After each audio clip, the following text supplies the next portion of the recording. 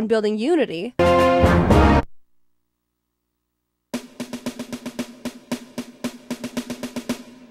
One of these things is not like the others.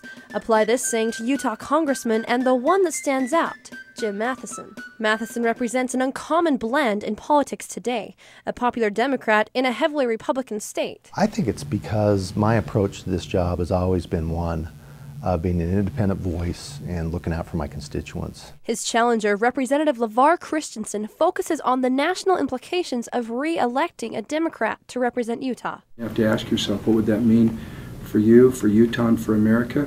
It would mean retreating in the war against terror. It would mean abandoning Iraq's fragile new democracy. It means raising our taxes. It means that we don't get to develop the oil that we need here in our own country.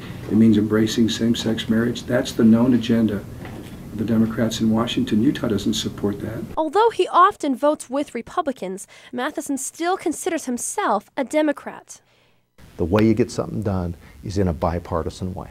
And those of us who take that approach actually get things done in Washington. In 2004, Utah overwhelmingly supported President Bush, yet at the same time, a surprising coalition of Democrats and Republicans voted for Matheson. Whether people are Democrats or Republicans, I really think if you try to plot them on an ideological scale, most of them would be somewhere close to the middle.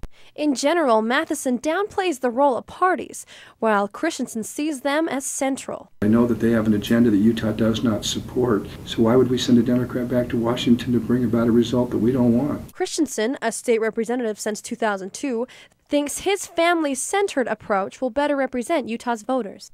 You know, in so many ways, America needs Utah now more than ever before. They need Utah's commitment to conservative principles, their passion and their dedication to traditional values and family life, but at the same time right now, because the Democrats in Washington have just the opposite agenda.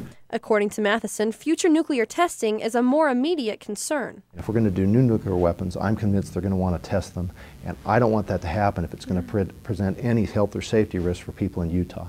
So that's an issue that I am very passionate about.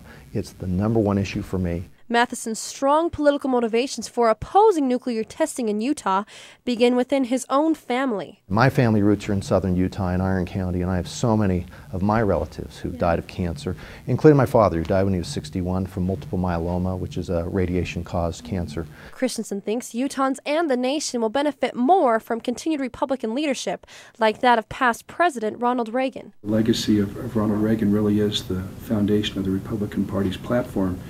It's one of bold and unmistakable colors and no pale pastel shades.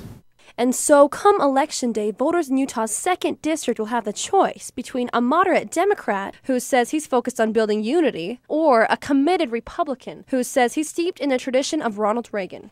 For KBYU, I'm Tiffany Peterson.